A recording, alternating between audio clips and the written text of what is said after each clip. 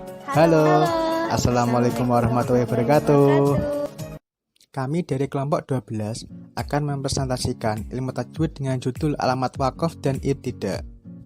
Baik, pada pertemuan kali ini kita akan membahas pengertian wakaf dan ibtida. 1. Definisi wakaf. Dalam bahasa Arab, kata wakaf adalah salah satu bentuk masdar dari fi'il madhi, yaitu waqafa.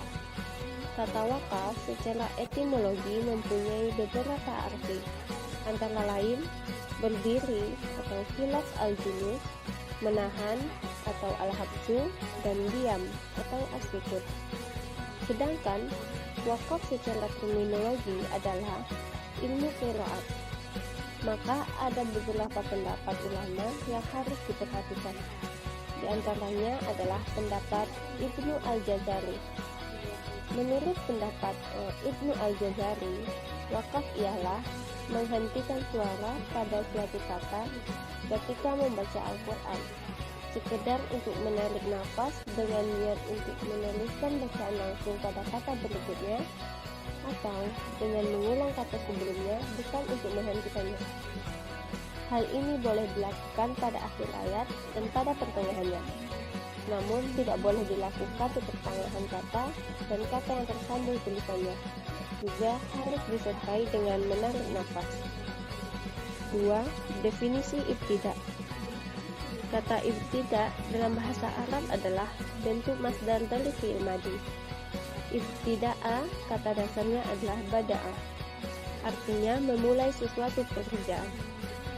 Sedangkan secara terminologi, para ulama yang menyebutkan definisi wakaf di atas tidak memberikan definisi ibtida.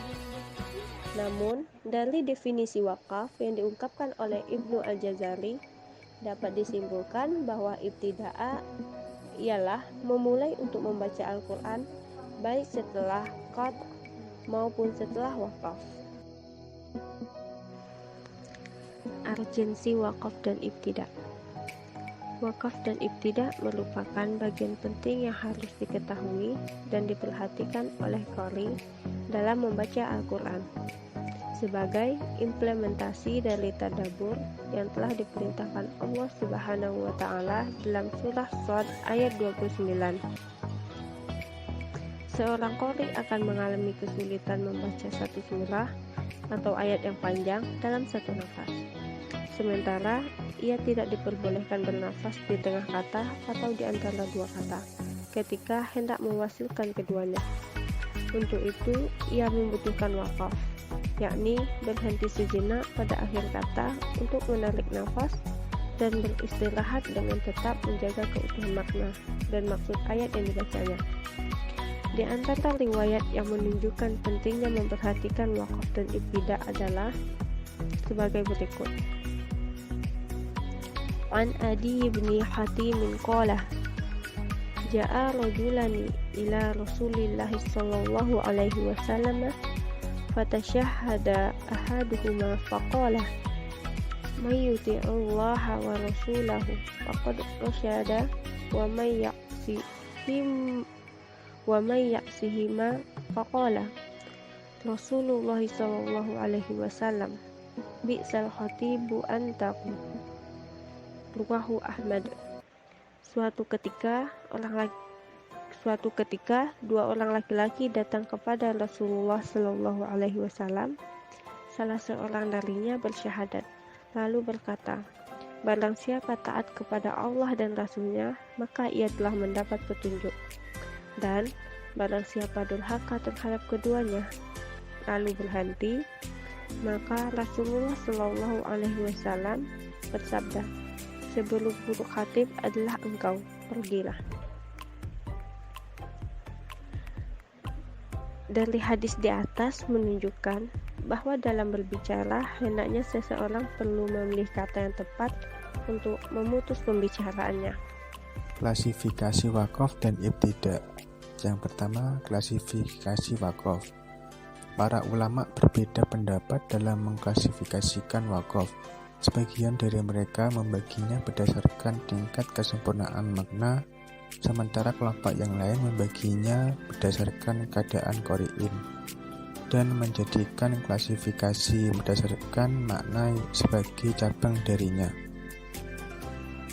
Bahkan ada pula yang menggabungkan antara keduanya. Klasifikasi waqaf dibagi menjadi 6. Yang pertama, waqaf ihtibari, yaitu waqaf pada kata yang tidak semestinya untuk menjawab pertanyaan penguji atau mengajarkan kepada murid bagaimana seharusnya dia waqaf. Yang kedua, waqaf intijari, yaitu waqaf pada kata yang mempunyai beberapa riwayat bacaan ketika qari hendak membaca lebih dari satu riwayat atau untuk mempraktekkan beberapa riwayat tersebut. Yang ketiga, waqaf iktidari, yaitu waqaf yang dilakukan dalam keadaan terpaksa seperti bersin, nafas pendek, batuk, lupa atau sebagainya. Yang keempat, waqaf ikhtiyari, yaitu waqaf yang disengaja dipilih oleh qari tanpa sebab apapun, artinya tidak ada alasan tertentu yang mendorongnya untuk waqaf, kecuali keinginannya untuk menghentikan bacaan. Sementara menurut Ahmad Ibnu Ahmad terbagi menjadi 6 dengan menambahkan bayan lazim dan bayan maktur. Yang A, waqaf bayan, yaitu waqaf pada kata yang menjelaskan makna. Yang B, waqaf maktur, yaitu waqaf yang dinukil oleh sebagian ahli al-ada. Yang C, waqaf tam, yaitu waqaf pada susunan kalimat yang sempurna dan tidak ada hubungan dengan kata sesudahnya, baik dari segi lafaz maupun makna. Yang D, waqaf kafi, yaitu waqaf pada kalimat sempurna dan tidak ada hubungan dengan kalimat berikutnya dari segi lafaz, namun masih ada kaitan makna. Yang E, waqaf hasan, yaitu waqaf pada kalimat sempurna namun masih terdapat hubungan dengan kalimat sesudahnya, baik dari segi lafaz maupun makna. Yang F, waqaf kafi, yaitu waqaf pada kalimat yang belum sempurna karena masih berkaitan erat dengan kalimat berikutnya, baik dari segi lafaz maupun makna.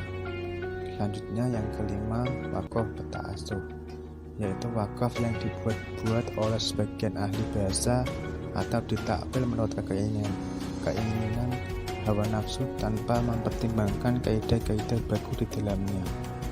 Yang keenam, waqaf al-muraqabah, yaitu berkumpulnya dua tempat waqaf dalam satu kalimat. Apabila qari memilih waqaf yang pertama, maka ia harus wasol pada kedua. Begitu juga sebaliknya. Apabila ia memilih wasol pada yang pertama, makna harus waqaf pada yang kedua. Yang ketujuh, waqaf pada akhir ayat, yaitu waqaf pada akhir yang ayat meliputi jenis-jenis waqaf ikhtiyari yang telah disebutkan sebelumnya.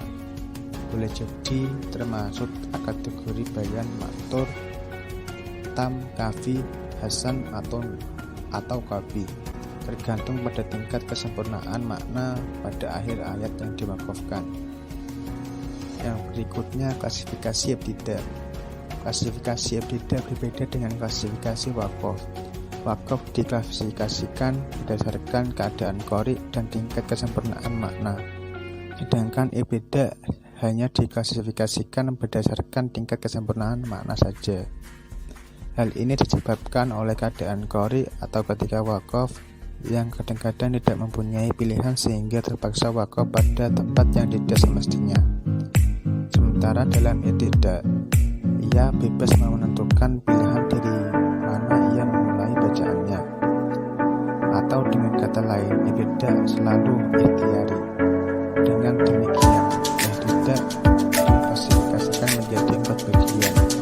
Yang pertama, tam, yaitu ibtidah pada susunan kalimat tidak berkaitan dengan kalimat sebelumnya, baik dari segi lafaz maupun makna. Yang kedua, kafi, yaitu ibtidah pada susunan kalimat yang sempurna tetapi masih mempunyai kaitan makna dengan sebelumnya. Yang ketiga, hasan, yaitu ibtidah pada